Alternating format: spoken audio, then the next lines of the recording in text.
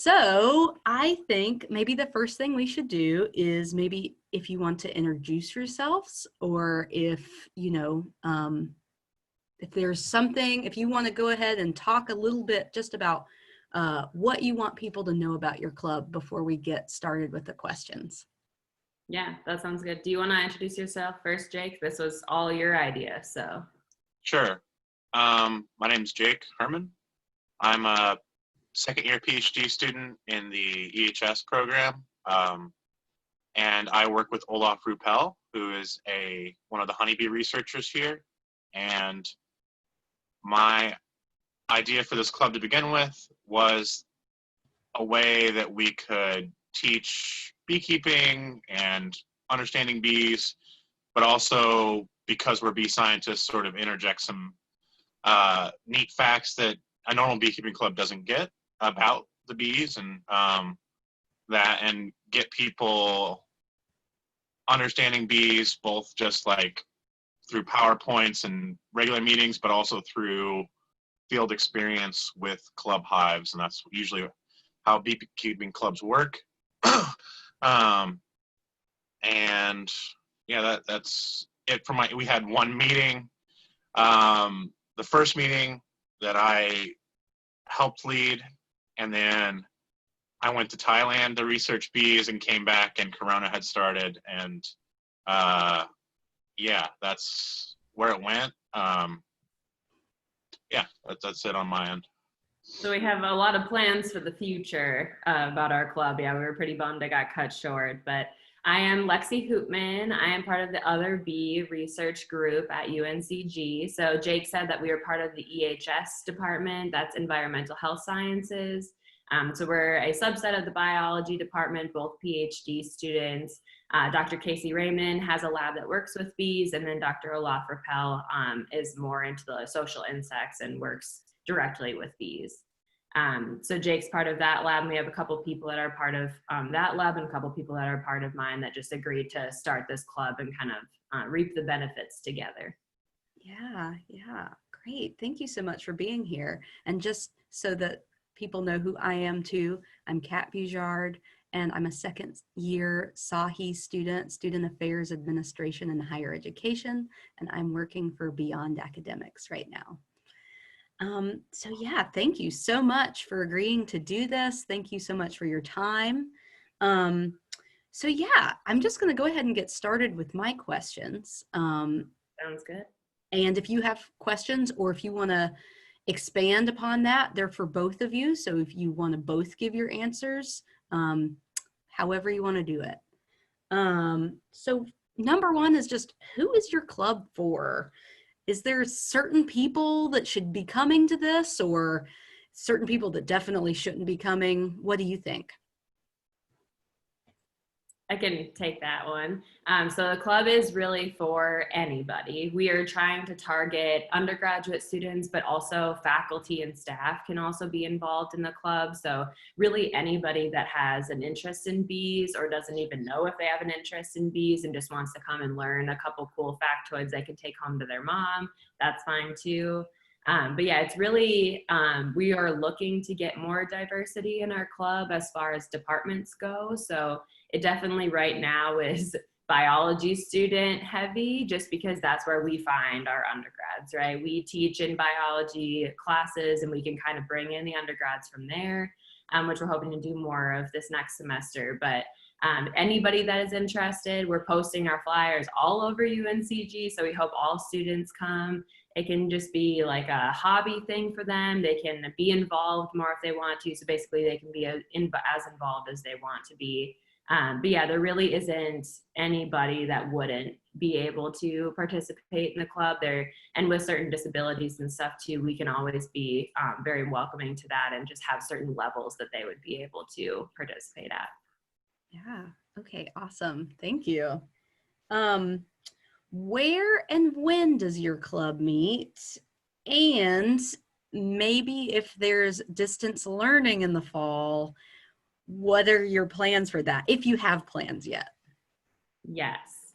So we are planning to meet every third Monday of the month at 5:15 in the Claxton room in the EUC. So that's just a very common meeting ground. Everybody knows where the EUC is. That's why we chose that, to, again, trying to get more from other departments involved. And what was the other part of your question? Yeah, no problem. If we're distance learning, so meaning that maybe we're on campus, maybe we're not, kind of like now. Maybe you haven't had the time to think about that, but if you have, would love to hear. Yeah, we're getting very familiar with Zoom sessions. That's not ideal for us. Beekeeping is very hard to do over the camera. However, we plan to make a couple like intro to beekeeping type of videos that we can post on our social media and just kind of like welcome people to the club, get them interested in it. But yeah, we would be able to do informational sessions over Zoom as far as inviting other research scientists from our labs or even outside of the labs, or inviting other beekeepers from the area to talk about beekeeping. So that would be fine, but the field experience is where we're like really excited to get students hands-on actually doing beekeeping or watching us. So that would be sad to lose that part, but we would still be able to do at least something. Do you have anything else to add to that, Jake? Yeah, I mean, the videos were a necessary option. I mean, all these things are pretty just because if we have to, really beekeeping is hands-on. The only way to learn it is through that. You can watch a million YouTube videos. But that being said, every beekeeping club is usually idle during the winter months, so you always have to fill those times. And so there's a lot of learning and things that are sort of preparatory that if you jump in then, you're not going to be completely bored and you're still going to learn a lot. Yeah. Well, and this is just my own curiosity. I'm guessing the beekeeping is outdoors, or is there like a place, like an indoor place? Like, what does that look like? Yeah, so Jake and his lab have hives in other locations, but I'm not sure if you're aware of the Plant and Pollinator Center at UNCG. It's No. pretty new. It's only been open for coming up on a year now. So it's a brand new, beautiful facility that UNCG owns, and there's 4 or 5 different researchers in the biology department that have like really started this. So all of us, my PI and Jake's advisor is both a part of that. So we are out there as a research group. We have a classroom out there, common room, research areas, and that's also where we keep most of our bees. Okay. So beekeeping is outside mostly. I mean, for us, like all the time, but we can bring bees inside to show people things. We have a classroom where they can watch from inside the window and be safe inside of there. So there are definitely a lot of options, like if someone's worried about being stung, or if they have an allergic reaction to bees, or if somebody just really is kind of just stressed about the whole situation, they can watch safely from inside. But yeah, so we do have those type of options in the Plant and Pollinator Center. The PPC, as we call it, is a great option to have people come out and learn from there. So we're looking at holding classes out there, probably not in the fall, but hopefully sometime soon. And we would arrange some type of transportation from campus if we were going to do that. But most of the time we're on campus and we have people around campus. So if we did have students that were interested through the club, we would find them a ride out there if they didn't have the ability themselves. Okay, so this place is off campus. Is it far from campus, or where is it? 20-ish, 23 minutes north of campus. Is technically in Brown Summit. Oh, okay. Wow. Okay. Wow. Yeah. Thank you for sharing that, because I had no idea, and I'm sure, a lot of other students probably wouldn't have known that. So that's really great. Thank you. Awesome. Let's see. Does it cost anything to join your club or to be an active member? Jake, you want to take that one? No, currently no. And we're getting a lot of donations from equipment and stuff like that. That would be the kind of cost, if you really invested in it, would be getting your own equipment. But we already have some donations for that. And yeah, I don't think those will stop. But yeah. Great. Yeah, that was going to Sorry, Kat. Yeah. Beekeeping does take quite a lot of equipment. So if someone does want to be a hobbyist beekeeper in the future, they would have to buy their own things to have at their own location. And it depends on how many people we get involved in the club too. Right now, we have enough for like a handful of students to come out beekeeping with us. If we get more than a handful of students wanting to go beekeeping with us, we'll just do multiple days.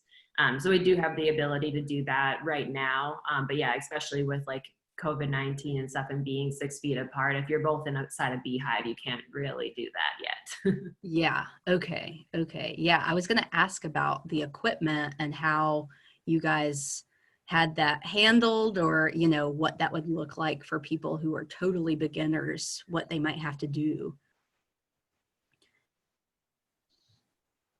Let's see. How welcoming is your club to new people or beginners? That's a total great segue. Yeah, so our club is for beginners. So it's exactly for that. We expect people to have absolutely no experience when they step in. We were building it kind of in a way of that we could train our undergrads. We work within our lab all at the same time while getting new undergrads interested in beekeeping. So it is kind of like the first day of the semester is like the intro. And then by the end of the semester, you would have more knowledge of beekeeping. However, we want to keep it very open to if somebody comes one time and not the other time, that's okay. And if people kind of flow in and just see what we're about and leave, that's okay too. So the meetings are kind of structured in like we recap what we did the last month, and then we give like a new type of lesson, which is usually fairly short, like 30-ish minutes or something. It could be by one of us or be by another researcher or another beekeeper, like I said, just somebody in the community. And then we'll have like time for questions. We can hang out. We might have like a raffle or talk about the future things that we're going to do. So like I said, we have a lot of plans. We haven't really been able to implement that yet just with our one meeting, but yeah, hopefully we get that interest and can share that with a lot of people. Yeah, I think that sounds great. I think that makes it flexible so that people can feel like, oh, well, maybe I missed one meeting, but I can still come. That sounds great. Let's see. Next is, how does your club market or advertise to students or potential members? I think you started to talk about this, about posting flyers and things like that. Anything else you want to add? Defer that to Lexi because she's done a lot of that. Yeah, we make flyers. We have social media. So to everybody who show this video, follow us on Twitter, Instagram, Facebook. We have all three of those social media platforms. Right now, we're just trying to keep people still interested in bees on these platforms. So just posting like informational webinars they can attend for free, or just cool bee facts, cool videos, things like that. But once we get back into the semester, we'll be posting like when we're going to be meeting, extra field days people can come to. So people interested should definitely follow us on there, and then that will keep them interactive with us. But yeah, otherwise we are trying to post all over the UNCG campus. So we're walking around with flyers, taping them everywhere that we can. Yeah, just trying to kind of spread the news. And if you had any other idea for us as far as advertising, we are welcome to those ideas as well. Yeah. No, I think it sounds like, you've got your bases covered with social media, and I think that's perfect. I think that's the way, especially it seems these days, Instagram is like blown up with UNCG based clubs. I try to go on and follow a lot to kind of see ways in which I can hunt down some clubs and see what they're doing. Yeah, I don't know if I get more information and someone tells me something that you guys haven't done, I'll let you know. Okay, cool. Let's see. How do you expect students to get involved with and engage in your club? Like, what does that look like? Go ahead, Jake. You're good. I can do that. Yeah. Being a safe beekeeper is both like educating yourself about stuff before you go out, and then also doing hands-on field days. And so the way I saw students engaging in the club in that is you sort of come and you learn about the techniques and you learn about bees, during the meetings that are set, that we set on Mondays at night in the evening. Can't beekeep in the evening. And then yet to be scheduled would be these sort of field days where you come and you learn about the bees and you learn about beekeeping with people that have done it quite a bit. And so there's sort of those aspects. You said how they engage, right, with the club. Mm-hmm. And the others would be these sort of kind of fun things where you're, part of learning about bees and learning about these sort of specialty skills is then educating other people. So doing things like crafts, like where you're using beeswax, you're using honey for things, you're creating little native beehives, and with honeybees and with bees in general, there's a lot of sort of these crafts and things uses that come from them. And so a lot of those are sort of winter activities, having, you're not going out and doing stuff, so you're kind of in and learning about uses of the honey and wax and that sort of thing. And so, with the actual beekeeping, I see it as you kind of have to be a part of the education in that, because that's like a safety issue. But the others is, you just kind of for fun, going with it. And that's how I see students engaging in the club. Yeah. Yeah, we're hoping to get them, if they're interested in research, we can take them into our research lab. So that's like a potential career opportunity. Like I said earlier, beekeeping can be a hobby, but it can also be a career. So if somebody did love it, they could make it into a career if they wanted to. But yeah, we are going to do honey used bake sales to fund our club and stuff. So, and like I said earlier, Jake and I are part of the officers of the UNCG Beekeepers Club. However, we would love for undergrads to take that over at some point. So if undergrads are interested, they want to really take over the club and lead it the way they want to, we can just be here as a resource. But for right now, we're leading it as interim officers and trying to get that interest up. But yeah, we have a lot of outreach, community, volunteering type of events.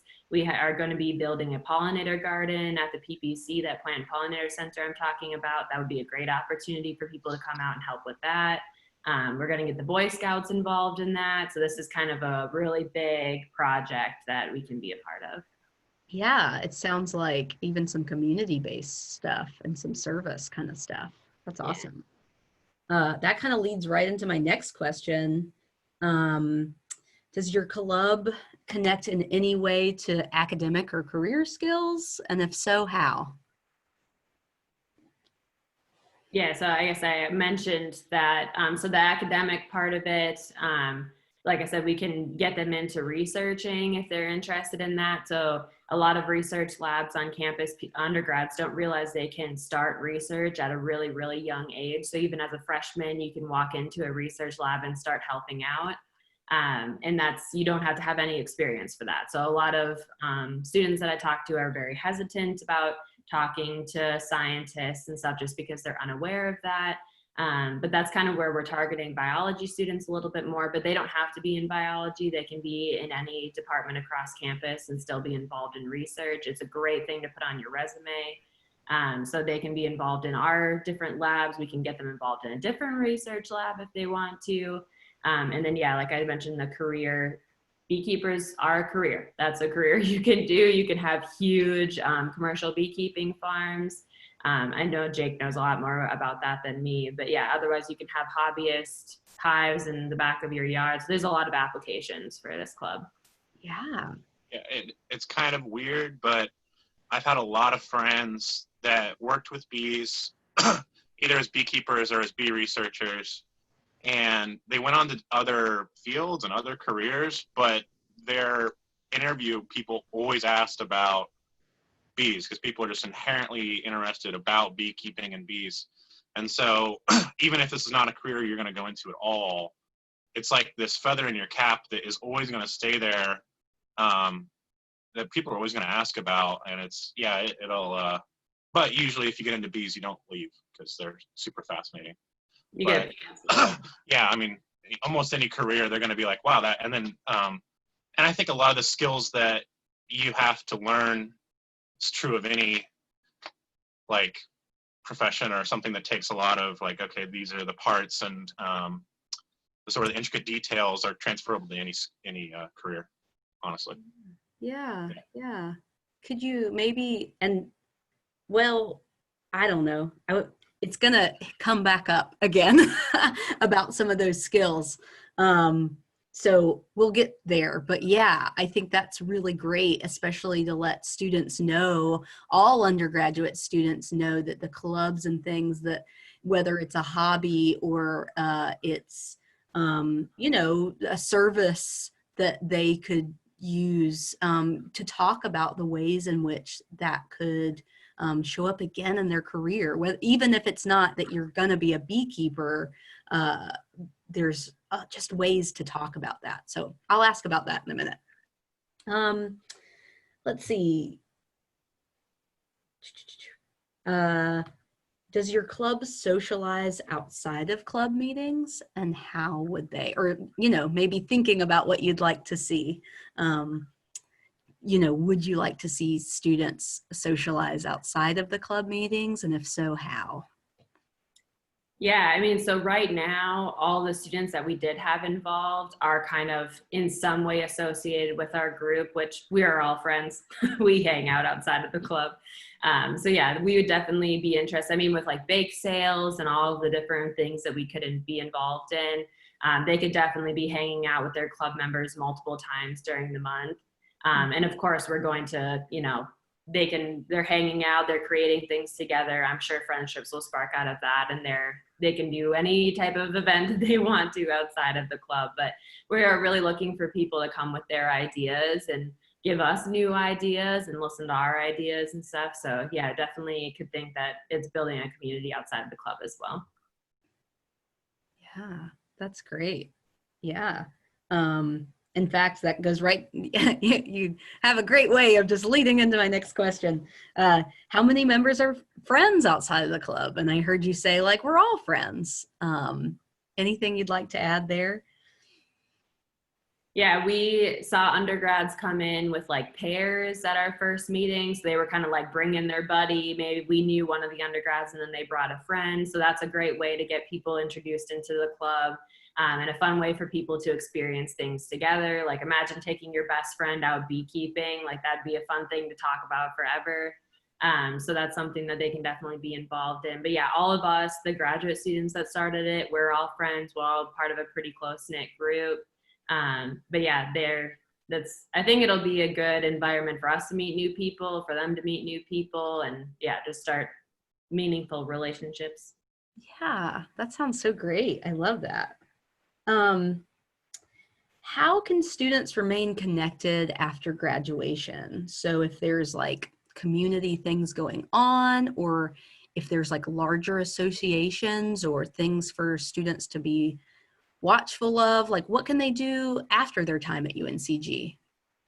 Jake, you want to take that one? Yeah.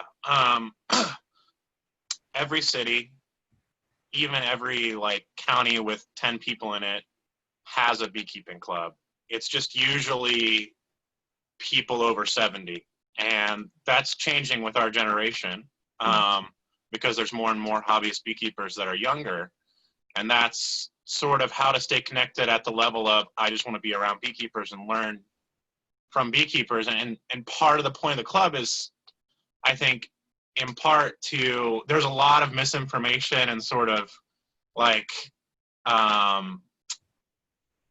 I guess, urban legends and wives' tales in beekeeping communities that have just been there forever. And because we're science-minded but not completely sciencey, sort of pushing them out there after they leave here, because if they move to another state, to be able to, okay, no, actually, this is what has been shown about bees scientifically and that sort of thing. And sort of, that's what I would really push, was join those beekeeping clubs and sort of infiltrate them with science in some ways, and you know, best practices and that sort of thing. And that's how I think about, we should be thinking about training these students as well. And then, you know, as far as if you're around UNCG and that, yeah, I'm sure that there will be opportunities to volunteer with public, things that the club does and stuff like that. Yeah, to just continue what Jake was saying, there's pollinator groups everywhere. Like we're not just like trying to teach them beekeeping, but also educate them about pollinators, other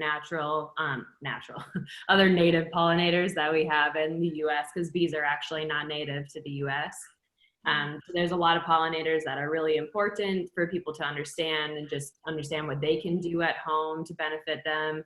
So that's going to be a couple of our lessons, and that can always be a community-driven thing. So they can get involved in their own type of communities and teach what we're teaching. But yeah, Jake had a very great point that we're sticking to like the science, research, this is what's been shown, different papers that are published. A lot of us that are going to be talking are scientists. But we'll also bring in those beekeepers that have a little bit of a different perspective on beekeeping, so they can kind of learn both sides of it. Okay. Yeah. Well, I love that. I had no idea. I think in a lot of ways, students get really active when they're at university, right? Because they're like thinking about it and they're inundated. They're given all these clubs and things that they can join.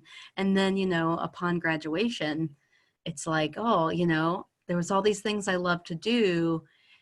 Is there ways to continue doing it? And I think that's a great thing. That's so exciting. I love that. Let's see. What are some of your values and traditions as a club? Jake, you want to comment on that? Well, traditions are difficult since we've only had a couple meetings or one.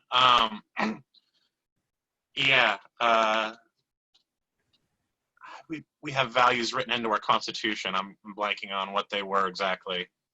I don't know. Lexi, if you remember them.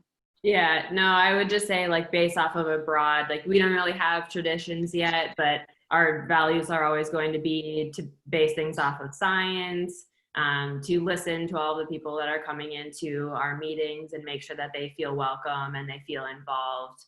And yeah, just good beekeeping husbandry is also going to be part of it. We're here for the bees. All of our research is to understand more about bees and other social insects. Not necessarily to save the bees, but we could always apply something to that. So yeah, just based off of educational stuff and good morals and things like that, we'll make sure to be taught in our club. Awesome. Thank you. Again, you may not yet, but do you have a mission statement? Just to put it out there if students want to know what the mission of your club is.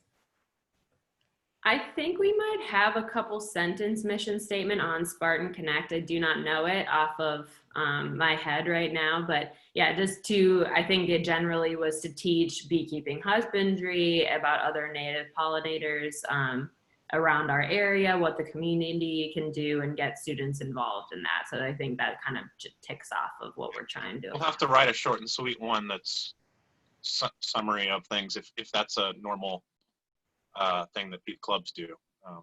I think some do. I think it just depends on the nature of the club. Definitely don't feel like you have to. I just wanted to.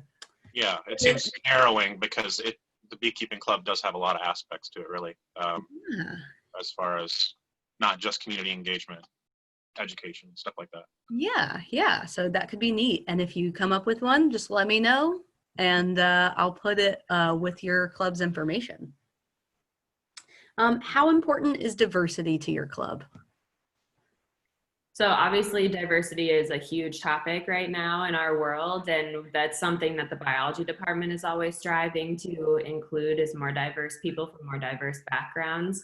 So that's definitely something we're interested in our club as well. Like I mentioned earlier, we want people from all departments, we want people from all walks of life, all backgrounds and everything. So it would be awesome to see music students and arts students and all of these students coming in.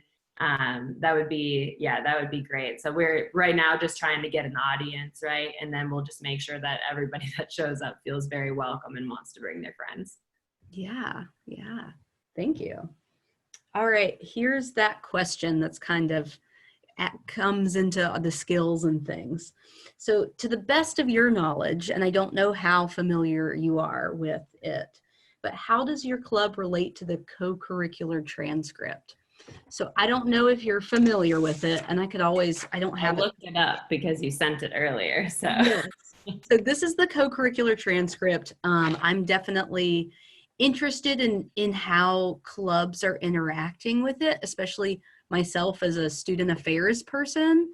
What I'm finding is that many of our students, the undergrad students that I'm talking to about their clubs, aren't aware of the co-curricular transcript, or they kind of can just make a broad statement like, yes. So do you guys feel like you relate to it? If you're aware, if not, we can just skip to the next question. yeah, so there were 6 sections of that. I just looked through it really briefly and picked out the things that Jake and I have already talked about that just kind of fit into each of these sections. Mm-hmm. So the interpersonal skill and intrapersonal competence, that definitely applies. Civic literacy and social responsibility, leadership and ethical development, career, professional, and financial development. I think all of those, so 4 out of 6. Yeah. I think 4 out of 6 definitely apply to us. Like, we're trying to get the students to become their own leaders. We want them to be involved in these types of things. So they're going to learn a lot of soft skills in the club, as well as those actual technical skills of beekeeping. So yeah, I think a lot of them apply to us.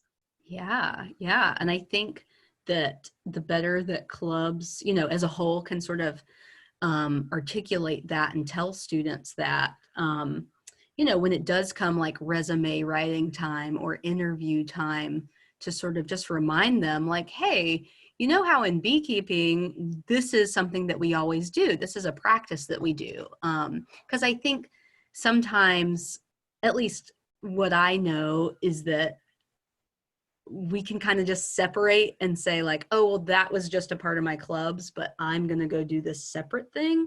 And so, reminding all students that they can kind of interconnect. So yeah, cool. Thank Yeah, you. great way of putting that. Yeah. Um, let's see. So I'm going to ask a little bit more like specific to beyond academics questions now. And again, if you haven't thought about it, or if you just don't know yet, that's okay. Just going to throw them out there to ask. So of course, the Beyond Academics program at UNCG supports students with intellectual and developmental disabilities. Is there any accommodations that you could think that your club might provide for students that, if they come to you and ask, that you could maybe accommodate for? Yeah, so we haven't had this, as far as I know, haven't really had this brought up in our club yet, but I've kind of alluded to it before. So we have the classroom that has the glass in between. So if any student was uncomfortable or couldn't go outside, that classroom is wheelchair accessible. So that is welcome to those type of students. We're always willing to cater things and make people feel like they belong there and that they're safe there and willing to be there too. We have bead jackets they can put on that aren't full suit, so that might be better for some students. We just have veils that they can wear and stand far away if they want to. So yeah, I think that our club is fairly versatile with what we can do and what type of students could be involved in our club. I think we could work with most disabilities, keeping in mind that actual beekeeping can be a physical activity. So that's lifting very heavy honey frames. So some students may not find themselves able to do that, but that doesn't mean we can't hand them a frame, or they can inspect a frame right in front of them, or we could put a frame in a glass cage and they could hold it and look at it, and that's no risk to them. So yeah, I think we definitely have ways of working around anything that they would need. Yeah. As for mental disabilities and that, and I don't want to scare people away with the sort of sciencey talk of the beekeeping club. I mean, at its core, it's still a beekeeping club.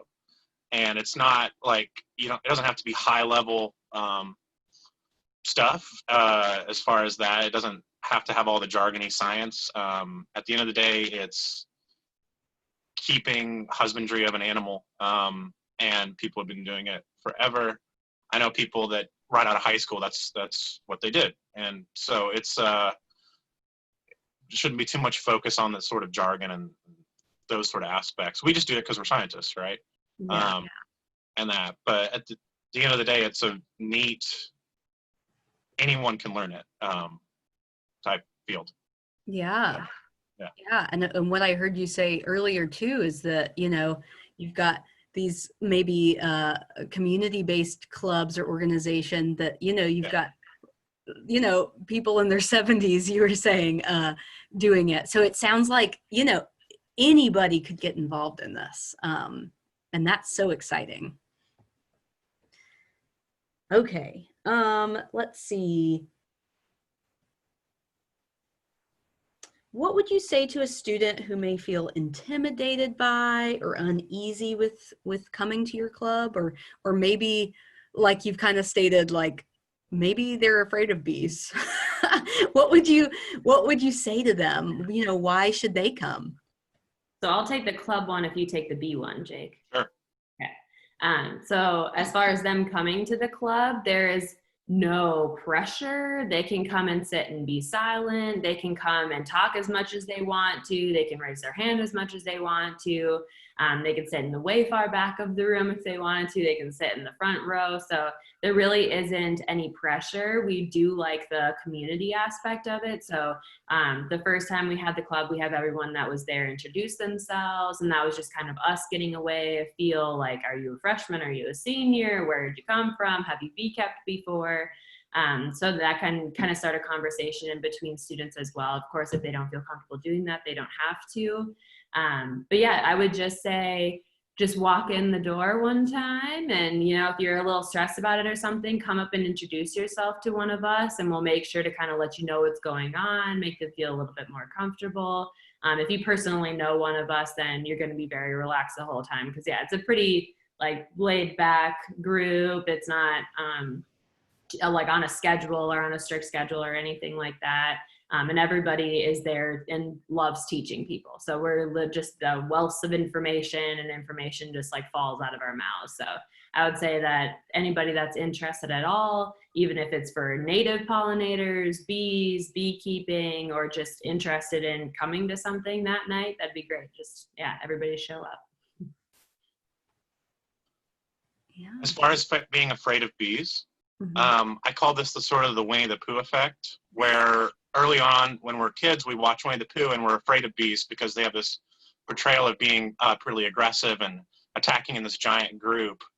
And I think that sort of goes away once you see that we've been taking care of these things for thousands of years, and that entire time all we were selecting for mainly was them to be nicer.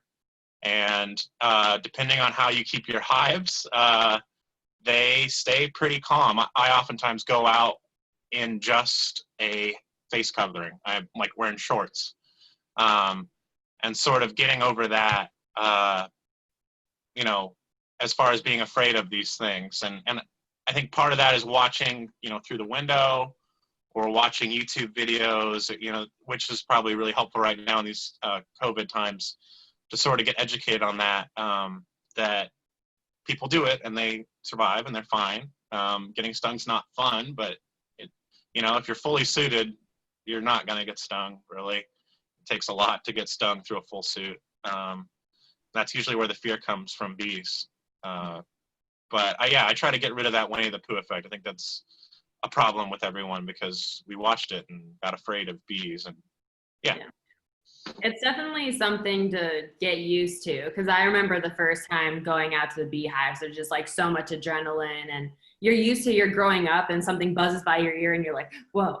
And now you're in a beekeeping suit and there's bees, everywhere. So all of the undergrads that we've taken out have kind of been like, oh, there's bees all around my head. And we're like, yep, but it's fine. They're just checking out, seeing what you are. They're just trying to fly. They're not trying to bomb you or anything like that. But yeah, I mean, so bees most of the time, like Jake was talking about, they're not out to hurt you, right? Like that's a one big misconception, is that people see a bee and they're like, I have to run because it's going to sting me. No, it doesn't want to sting you because it's going to lose its life if it stings you, right? However, if you are messing with its home, which is what we do, beekeeping, they can sting. So we do get stung every now and then. It's not a big thing. Like Jake said, if you're wearing a full suit, then it's much less likely. And they can be as far away as they want to. If you're standing 6 feet away from the hive, you can not be wearing anything pretty much, and they'll leave you alone. If you watch bees that are pollinating plants, you look on a flower and you see a bee, you can get this close to that bee and you can watch her pack her little pollen saddles, and she's not gonna give a care in the world that you're there because she has a job to do. And that's what it's like when you're inside the hive too. You can put frames right up to your face and watch the bees do their work, and it's fascinating. That's where everybody falls in love with it. You can watch the queen walk around and lay eggs. You can watch the workers do their jobs, and the big male drones walking around. So yeah, it's super fun, and most of the time they don't care that we're there. So yeah, wow, just hearing that like makes me want to like watch it. I'm just like, oh, I want to see what they're doing, because I think like inside the hive is kind of like this, at least for me, who I don't know anything, it's kind of a mystery of like, oh, what's going on in there. yeah. And we're still fascinated by it, even though we see it all the time. So yeah, that's cool. Thank you. What kind of environment can students expect? And so I think, we're kind of talking about two different places, right? We're talking about, when we're doing some more like learning and that kind of thing, and then versus like, okay, now we're going to go out and get a hands-on experience. So as far as like the noise level or like the space, again, assuming that we're in person, I heard you say some of it's going to be at the EUC, right? So can you just kind of describe a little bit about what to expect there in that space? yeah, I'll take the EUC one. So in the EUC, we're in the Claxton room. So if people are familiar with that, but that is just going to be kind of chairs set up in like a classroom type of style, like no desks or anything. Just hanging out, maybe 30-ish people is kind of what we were going for, 30, 40 people. And obviously that can expand if we want to. But that no microphones or anything. It's just going to be voice level talking. We'll show some PowerPoints sometimes. Other times we'll just talk. Other times we'll actually have things there in the classroom that we'll be showing them, like the different beekeeping tools. We can have them try on suits and things like that, find out what they're more comfortable with. So yeah, just very like relaxed, nothing loud going on. But yeah, like you said, there's going to be the classroom part of it, which is like the general assembly meetings. There's going to be community parts of it, which could look different every single time. And then there's going to be the beekeeping part of it too. Mm-hmm, mm-hmm. Okay. Yeah. Thank you. So as far as the beekeeping aspect of it, what should students kind of be expecting to hear or like, feel, the environment to expect. So it's, you were kind of talking about this before, so that it's not overwhelming to them or they can be prepared for it. Take you on, take Let me that. do that one. Okay. I think it's pretty pleasant. Just depends on if it's 90 degrees out or not. But, it's should be pretty incredibly quiet. You're out in a field, usually a mowed space, and there's a hive, and there's a couple of you, and you're maybe talking through the hive and talking through as you're opening it. But other than that, it should be pretty quiet as far as noise. And then temperature is, why I wear shorts and that. But if you're fully suited, it can be kind of warm in that. But there's ways around that, and different suits students can buy, and we've even had donated that are like ventilated and that. And you're in the suit, You're out there, and yeah, it's pretty peaceful, honestly. It's my favorite part of the whole thing. So yeah, that's what you'd expect. Yeah. Yeah. Beekeepers have to move very slow when they're beekeeping, and bees don't like fast movement. So whenever somebody like swats at a bee, I'm like, no, no. So that wasn't a good call. But yeah, so it's like you have to slow yourself down. It makes you just like move slow. It's almost like meditating in a way, just like you're really focusing on what you're doing. And yeah, it is very calming. A lot of people say that they feel like just a wash of calmness run over them when they're beekeeping, because you're watching a really intelligent organism working right in front of you. You have to pay attention to every move that you're making. And this, of course, this could be something that they just watch for a while before they jump into it. But yeah, it's very peaceful, calm. You'll hear buzzing. You'll hear a couple different noises happening in the hive, but they're not loud. If a bee like flies by your ear or something, you'll obviously hear that. And that's just something that you basically learn to tune out once you've been beekeeping a couple times. For staying on senses, there's a lot of usually pretty pleasant smells too. When you open a colony, people in Europe actually have these yoga centers where they pipe in colony smells to yoga rooms where people, gimmicky, but opening a hive and smelling it is like no other. It's incredible, depending on what they're foraging for, and that's incredibly floral and intense, nice smells. And yeah, so that's another aspect of it if you're thinking about your senses that you might not be ready for, but I think it's a good thing. Yeah. You know, it's this kind of relaxing, nice, good floral smells that's like perfume. Yeah. Wow. Thank you so much for telling me that, because that's not something I wouldn't have thought about, like what I might smell. But obviously they're bringing in all this great pollen from all these great places. So yeah, that's a wonderful thought. So yeah, thank you. And then just finally, any social norms that students should be aware of. So like when they walk into a space, this like the club space versus like, you kind of just told me about, you're going to have to slow down when you're actually working with the bees, which was something that I wouldn't have known or thought about. So any other kind of social norms or something just to be aware of for students? Yeah, we will give them so much instruction before they go. So we are never going to push somebody into doing something that they're uncomfortable with. We check with them multiple times, like, do you know if you're allergic to bee stings? Like, do you feel comfortable doing this? How close do you want to be? Like, we're really working with them to make sure they're comfortable and well knowledgeable before they go. And it's very much usually a like watching type of process. So us pointing out the different castes that are in the hive as far as like workers and males and queens.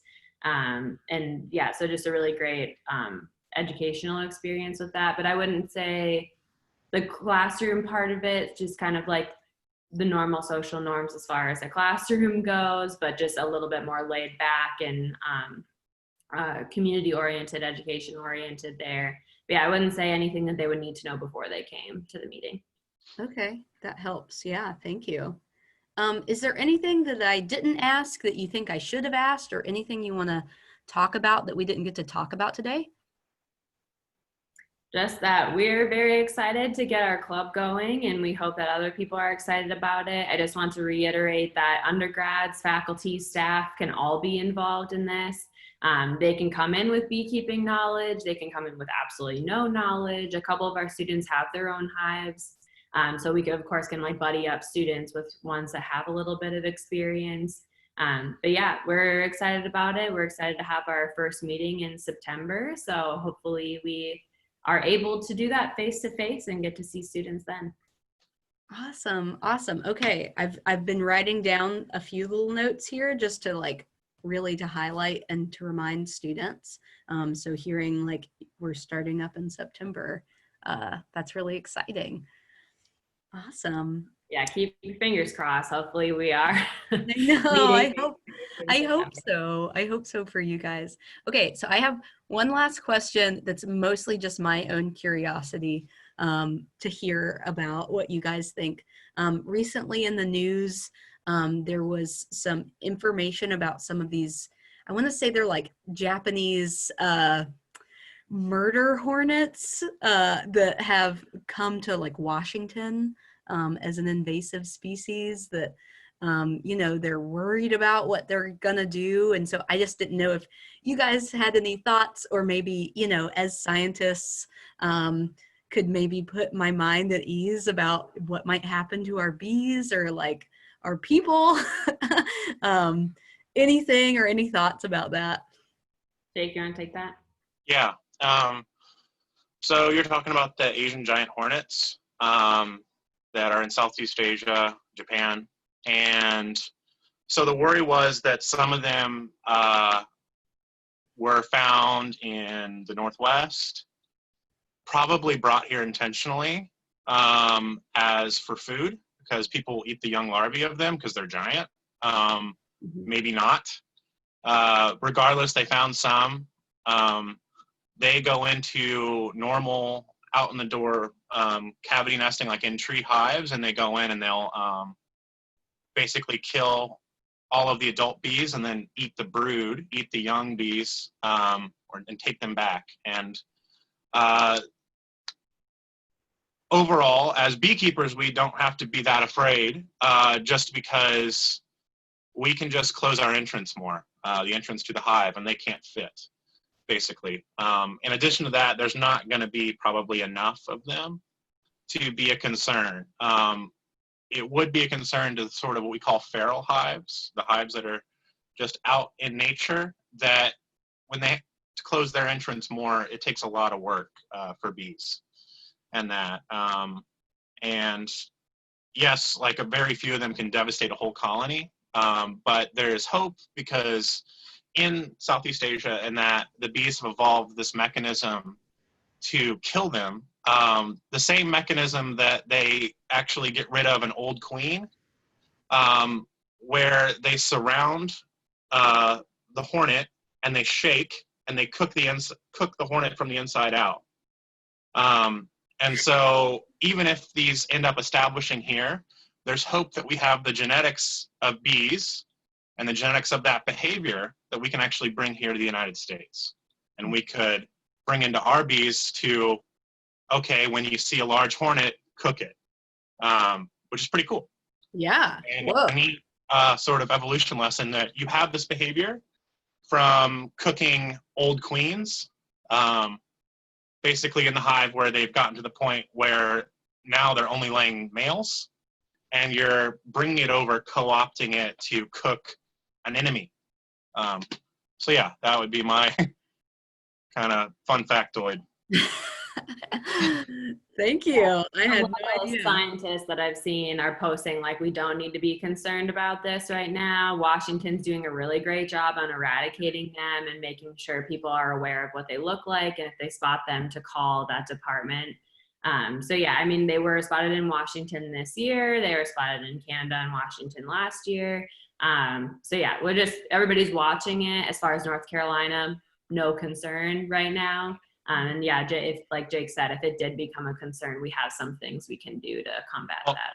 Also, in addition to that, I mean, Japan has managed it for hundreds of years, and they have a beekeeping community on islands. So they have ways to capture them and find colonies and do all sorts of stuff. So I'm not too concerned about it. I think giving them the name murder hornets really did bad, because everyone was afraid of them.